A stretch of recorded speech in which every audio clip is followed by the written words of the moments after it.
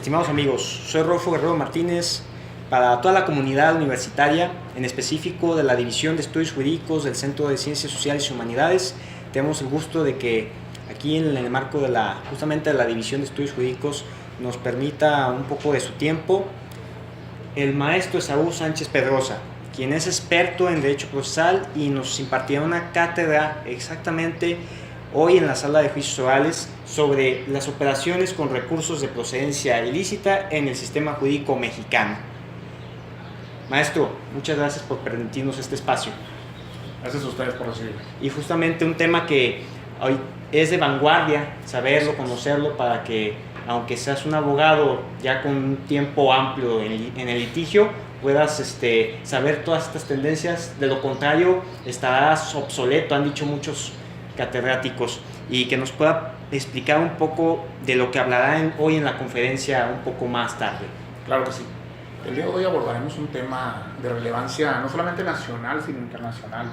El lavado de dinero u operaciones con recursos de procedencia ilícita. Sí. Es una de las estrategias globales de mayor importancia en el combate a la delincuencia organizada. Es una de las figuras más importantes en México también en el combate, no solamente frontal, sino en ese combate que debilita la estructura patrimonial para lograr un bien a la sociedad. Porque ¿qué está pasando? El combate frontal no ha sido suficiente, Claro. no ha sido suficiente, ha rebasado el poder económico de las instituciones criminales, por llamarles de alguna manera, ha generado dragones de 1000 cabezas. Sí. Logras abatir al capo, el gobierno logra abatir a un capo y tienes a 4 en fila listos para pelear la plaza, para ir. El lavado de dinero, las operaciones con recursos de procedencia ilícita, en la parte penal, en la parte de combate, busca flagelar a la delincuencia, Claro. quitarles ese poder adquisitivo. Pero no solamente llega al combate, también hay prevención, también hay identificación. Claro. En el estado de Jalisco no tienen ustedes el tipo penal de lavado de dinero, pero sí tenemos la ley nacional, una ley de prevención e identificación de operaciones con recursos de procedencia ilícita, a la cual Claro. sí podemos constreñirnos. Y nunca está de más adelantar este tema porque es una necesidad. Sucederá que se tipifique el delito de operaciones con recursos en el estado de Jalisco, como se ha hecho en la mayor parte de la República, pero aún así tenemos el tipo penal federal. Claro. Es importante generar convicción a este respecto porque ante la situación que nos encontramos en el sistema jurídico mexicano, con el paradigma que tenemos con los juicios orales, Claro. súmale este detalle de una figura compleja como el lavado de dinero. Sí. Un delito que requiere de una expertise distinta, que requiere de ciertos elementos que van más allá de lo tradicional. ¿Por qué? Porque aquí, por ejemplo, tiene que haber un delito primigenio. No puede haber operaciones con recursos de procedencia ilícita, Claro, si no hay un delito primigenio, un delito base. claro. Pero eso no quiere decir que el delito no sea autónomo. Por supuesto, En ello versa. Analizaremos aspectos nacionales, analizaremos aspectos internacionales, analizaremos el marco jurídico y veremos las áreas de oportunidad que tenemos, que siempre es importante medirnos en qué lugar estamos, hacia dónde vamos y en qué tenemos que trabajar. Básicamente en eso versará la conferencia el día de hoy. Claro, y es de vital importancia para aquellos que desafortunadamente no puedan acudir, pero al mismo tiempo que gracias al espacio que hoy nos concedan, puedan ver un poco también de este aspecto que es justamente muchas personas en cuanto a la materia económica se refiere, mencionan que pues obviamente va un perfil en cuanto a la unidad de inteligencia financiera. Y es de vital importancia también saber esto y cómo se va a ajustar bajo el panorama de un abogado. Así es. Sí, la labor del abogado, de los contadores, del profesionista en la materia de operaciones con recursos de procedencia ilícita tiende a lo que tiende la profesión, el sistema profesional hoy en día. Claro. A la especialización. Sí. No basta con que seas abogado, tienes que ser penalista. No basta con que seas penalista, tienes que ser especialista en lavado de dinero. La especialización es el futuro de los profesionistas. Entonces, esto da pauta para que quien tiene un perfil ya penal y a quien le interesa una figura jurídica con muchos retos, pueda generar una especialización al respecto. Claro. Pueda generar esta expertise y ayudarnos a avanzar. Es un tema que lleva buenos avances a nivel nacional, pero que, como todo, tenemos áreas que pulir, tenemos áreas de oportunidad y podemos perfeccionar muchas cosas. Entonces yo recomiendo que que a quien tenga interés en estos momentos del derecho penal, no le puede ser ajeno el tema del nuevo sistema de justicia. Sí, claro. Y tampoco le podría ser ajeno un delito como este que tiene tantas complejidades. Esto te ayudaría a entender mejor los delitos en general. Te ayudaría a entender un poco de la política criminal y de las estrategias nacionales e internacionales de combate a la criminalidad. Claro. En eso creo que estriba la importancia y la oportunidad que hoy nos brinda este delito, esta figura. Claro, maestro. Es importante para que también conozcamos más sobre este tema de gran importancia, dos aspectos, tanto en lo sustantivo como en lo adjetivo, saber que nos pueda describir este tema, recursos de procedencia ilícita, las operaciones que se llevan a cabo bajo el nuevo contexto del sistema oral y bajo también el contexto antiguo. Sí, miren, el lavado de dinero se introdujo en México en el año de 1996 y previo a esto, en el año 90, el Código Fiscal de la Federación había considerado un tipo penal, claro, de lavado de dinero, de operaciones con recursos, pero estaba acotado a la parte de la hacienda pública. Sí. Por eso es que hoy en día muchas personas confunden y me dicen que el bien jurídico que tutela este delito, hablando del delito solamente, claro, es la hacienda pública y la economía estatal. No, es la procuración de justicia, es la seguridad pública misma. Entonces, partiendo de la génesis del bien jurídico que tutela, sí, que es la seguridad, que es la procuración de justicia, nos puede dar una perspectiva de en qué lugar estamos y qué lugar ocupa las operaciones con recursos de procedencia ilícita. Es importante mencionar lo siguiente. Hay quien le llama lavado de dineros, hay quien le llama blanqueo de capitales. Claro. Lo correcto en México es llamarle operaciones con recursos de procedencia ilícita. Así se encuentra tipificado en el artículo 400 bis, así se encuentra tipificado en las legislaturas locales que lo tienen, y así lo denomina nuestra ley de prevención e identificación. Claro. Es un nombre muy ad hoc. No solamente son los recursos los que se lavan en el sistema financiero, y no solamente el sistema financiero permite el lavado. Hay empresas, actividades que son susceptibles, la compraventa de dólares, el género inmobiliario, el arrendamiento, el traslado de valores, joyería. Son 15 actividades que se consideran proclives, digámoslo así, que pudiesen tener el riesgo de ser utilizadas para dar apariencia de legalidad. Claro. Entonces, ¿qué es lo que busca la estrategia? Salvar estas figuras y tratar de evitar que el delito se consume, para no solamente estar actuando en consecuencia, también para poder actuar un previo a. Por eso hablaríamos de una segunda máxima. El lavado de dinero a nivel nacional se divide en dos vertientes para su estudio y en la estructura y en la estrategia nacional. La parte administrativa, que compete a la prevención e identificación, y la parte penal, que compete al combate por el 400 bis y los tipos penales. Claro. Si partimos de ese punto y nos ubicamos en cualquiera de las dos, en este caso vamos a tratar de enfocarnos un poco más en el combate, que es la parte penal. Claro. Tendríamos que remitirnos a lo que comentamos, el código fiscal nos tenemos que remitir también un poco al Código Penal, al Código Penal Federal. El Código Fiscal de la Federación, insisto, tenía tipificado hasta cierto año, hasta el 96, el delito. Se tipifica y sucede otro error. Se tipificó y se consideró como bien jurídico tutelado a la salud pública. Sí. En la exposición de motivos se considera como a la salud pública el bien jurídico que tutela, lo cual es erróneo. El delito de lavado de dinero no tiene un delito primigenio específico. Cualquier delito que como fin último tenga un lucro, tenga la obtención de un recurso, de un derecho, de un bien, será susceptible de operaciones con recursos de procedencia ilícita. Entonces, el haberlo acotado a la seguridad, claro, a la salud pública, nos limitó en el aspecto. Entonces salimos de un error de pensar que era solamente la hacienda pública, el bien jurídico que afectaba, que tutelaba, a pensar que era la salud pública, y de pronto se generó mayor confusión. Sí. Hoy lo que vamos a abordar va a poner las cartas sobre la mesa, va a ser claro en cuanto a qué bienes jurídicos tutela, porque es de bien jurídico tutelado múltiple. Por supuesto. ¿Qué está haciéndose en la estrategia? E insisto, aunque en el estado de Jalisco no tengamos tipificado el delito de lavado, sí tenemos la ley de prevención e identificación, que nos es vinculante, y que ya hoy en día existen un sinnúmero de empresas que llevan a cabo esas actividades y que están siendo obligados para presentar avisos y reportes, claro, con ciertos umbrales que se establecieron. El tema es vasto, el tema es amplio. Hoy mi intención es dejar esta semillita, dejar el tema, Claro. y que con posterioridad ahondemos en cada uno de los temas específicos. Es importante tener en cuenta que un tema tan complejo, tan denso, no se puede abordar en una sola ocasión. Hoy mi intención es poner el tema sobre la mesa, generar discusión, generar debate, dejar esta semillita y con posterioridad poder acompañarlos y generar en ellos inquietudes y que me puedan decir, ¿sabes qué? Vamos a ahondar en el delito, ahondaremos en la investigación, ahondaremos en la prevención, ahondaremos en la parte de derecho internacional y también en derechos humanos. Claro. Son temas muy interesantes que nos van a surgir el día de hoy, y creo que con el entusiasmo que yo veo en ustedes y con la gran oportunidad que tenemos de abordar este tema, será enriquecedor para todos.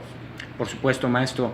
Y finalmente, para agradecer también el espacio brindado, ¿qué, en su opinión, maestro, cuál es el futuro que nos depara como país ante este panorama que se ven las dos caras? Una en la cual se quieren adoptar tendencias internacionales, europeas, y al mismo tiempo que hay un sistema mexicano aún que se resiste ante personas que no tienen la capacidad suficiente o el profesionalismo necesario para llevar a cabo la justicia. Mira, esto te lo podría contestar de la siguiente manera. La puerta al derecho internacional en México está en el artículo 133 constitucional.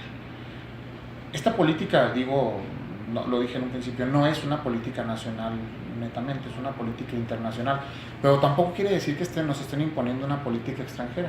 Claro. En México suscribió los tratados internacionales de Viena y Palermo, los cuales en materia de combate a la delincuencia organizada transnacional y el combate a las sustancias psicotrópicas, al tráfico de sustancias psicotrópicas, trataron de combatir una delincuencia que es distinta en su génesis, distinta en su operación, sofisticada en cuanto a ciertas estrategias que utilizan, porque claro, tienen ya una organización específica.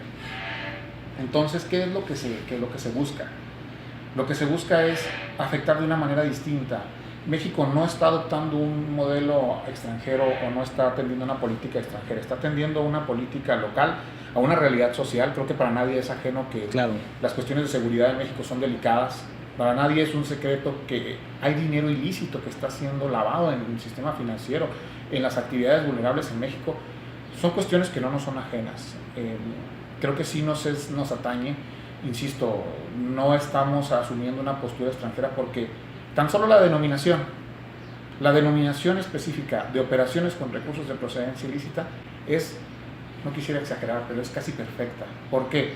Porque llamarle lavado de dinero es subjetivo, es muy coloquial, y el colocar la denominación, en nuestro caso, de operaciones con recursos de procedencia ilícita, le da una amplitud al concepto.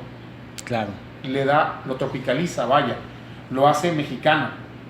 En ningún lugar del mundo se llaman operaciones con recursos de procedencia ilícita lavado de dinero, se le llama blanqueo de capitales. Pero insisto, atiende a circunstancias propias de México, propias de Latinoamérica, y no solamente propias de Latinoamérica, sino del entorno global en el que estamos. No nos podemos sustraer a la realidad internacional y tampoco podemos sustraernos a la realidad nacional, a la realidad local.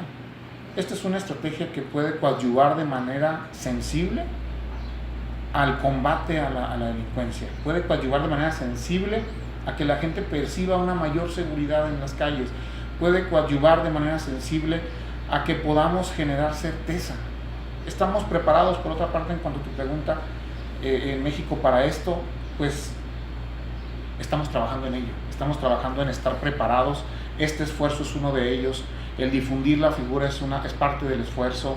Claro. El tipificar las reformas que se dieron en marzo de 2014, el artículo 400 bis, nos colocó bastante a la vanguardia por encima de varios estados latinoamericanos. Claro. En cuanto al tipo penal. Logramos tener un tipo penal adecuado, en donde no tengo doble carga probatoria, donde tengo una conducta base, porque es un tema que abordaremos más adelante, pero no todo el delincuente tiene intención de dar apariencia de legalidad a los recursos. Claro. Se dice que el objeto del lavado de dinero es dar apariencia de legalidad a los recursos obtenidos de manera ilícita. Por supuesto. No todos están en esa posición. Existen sujetos a los que no les importa salvo disfrutar las ganancias obtenidas y se fajan una pistola a la cintura. ¿Por qué? Porque le interesa que sepan que es malo el sujeto. No le interesa pasar por un empresario formal. y no por eso dejaría de incurrir en la conducta típica del lavado de dinero. Eso es muy local, eso es muy claro, mexicano. Entonces, creo que sí nos es pertinente, creo que tenemos bastante camino andado, pero también es cierto que tenemos áreas de oportunidad importantes, pero que estamos trabajando en cumplirlas, en cubrirlas, claro, maestro, y en avanzar al respecto. Maestro, ¿a qué nos puede invitar a nosotros, estudiantes aún de la carrera de abogado, a tomar en consideración para estar acorde a este nuevo sistema de justicia penal acusatorio? En cuanto al sistema de justicia penal, yo lo que les recomiendo es aprovéchense de esta ventaja que tiene el sistema de ser público, acudan a audiencias, vivan la experiencia de una audiencia, entiendan en la medida de lo posible el cómo se desarrolla, estudien el tipo penal o los tipos penales. Vaya, yo sé que ya los tienen bien estudiados y ya tienen en la carrera ustedes avanzados el tema, pero siempre es importante el saber cómo integra un guión el Ministerio Público, claro, cómo combate el defensor y cómo él dentro de su guión maneja una lógica jurídica tendente a acreditar tal hecho y cómo realiza esa cronología de los hechos y qué puntos de convicción aporta al respecto. Yo les invito a que acudan, aprovechense de eso. Les invito a que vivan el nuevo sistema y a que lo asuman como una gran oportunidad. ¿Por qué? Estamos ante el momento del derecho jurídico mexicano más importante de los últimos 100 años. Hoy en día, ustedes jóvenes se pueden convertir en los especialistas del día de mañana. Es más fácil para ustedes como jóvenes, con la mente abierta y con las posibilidades dadas, que se conviertan en un especialista porque no tienen vicios. Claro. La averiguación previa la conocerán cómo se integraba un expediente de averiguación previa y tal vez por aspectos históricos tendrán que remitirse a ello, pero vaya, prácticamente es letra muerta. Entonces ustedes tienen esa gran ventaja, están naciendo al sistema como abogados, entonces ustedes como abogados van a partir de la mano, no tienen un vicio previo, insisto, y podrán avanzar. Y se habrán percatado, los grandes especialistas hoy en día en el nuevo sistema de justicia penal son jóvenes. Claro. Somos jóvenes, yo me considero joven. ¿Y por qué? Porque no tenemos ese vicio, porque es difícil cambiar el chip. Y están de acuerdo que el adulto, por naturaleza, es resistente al cambio. Claro. Somos resistentes al cambio, entonces, de pronto convencer de la pertinencia de si el nuevo sistema de justicia penal es aplicable o no es aplicable, de si va a funcionar, ya creo que ya está superado. Es claro, una realidad, llegó para quedarse, no sucederá que llegue otra reforma. Entonces, pero es esa parte de lo que comentaba, de la resistencia al cambio. Esta es una oportunidad para los jóvenes para partir de cero y convertirse en un especialista sin tener ninguna desventaja con relación a los profesionistas de 50 años. Claro. Podrán tener la misma experiencia. El día menos pensado, los que tienen 5 años de titulados tienen tal vez la misma cantidad de experiencia en el nuevo sistema que una persona que tiene X cantidad de años. Por supuesto, maestro. Vívanlo, créanlo, y la verdad es otra también muy importante. Convénzanse de que esta figura, de que este nuevo sistema, en verdad representa una solución. ¿Qué pasa? ¿Tenemos problemas? Sí, tenemos problemas. ¿Tenemos áreas que atacar y oportunidades que aprovechar? Claro. Pero no pudo haber nacido perfecto, ¿estamos de acuerdo? Claro. Avanzaremos hacia perfeccionarlo, avanzaremos y la realidad de la sociedad seguirá cambiando. Y yo creo que en la medida que seamos capaces de adecuarnos a las circunstancias locales y a los tiempos actuales, seremos exitosos. Claro que sí, maestro. Agradecemos que nos haga esa invitación, que nos pueda explicar a detalle parte de este amplio tema de actualidad. Y gracias a la División de Estudios Jurídicos por seguir con estos esfuerzos. También a la ANADE, la Asociación Nacional de Abogados de Empresa, por hacer también esto posible, por la presencia del maestro Esaú Sánchez Pedrosa, especialista en este tema. Maestro, muchas gracias. Gracias a ti. A todos ustedes, estimados amigos, sigamos en el camino de la actualización jurídica.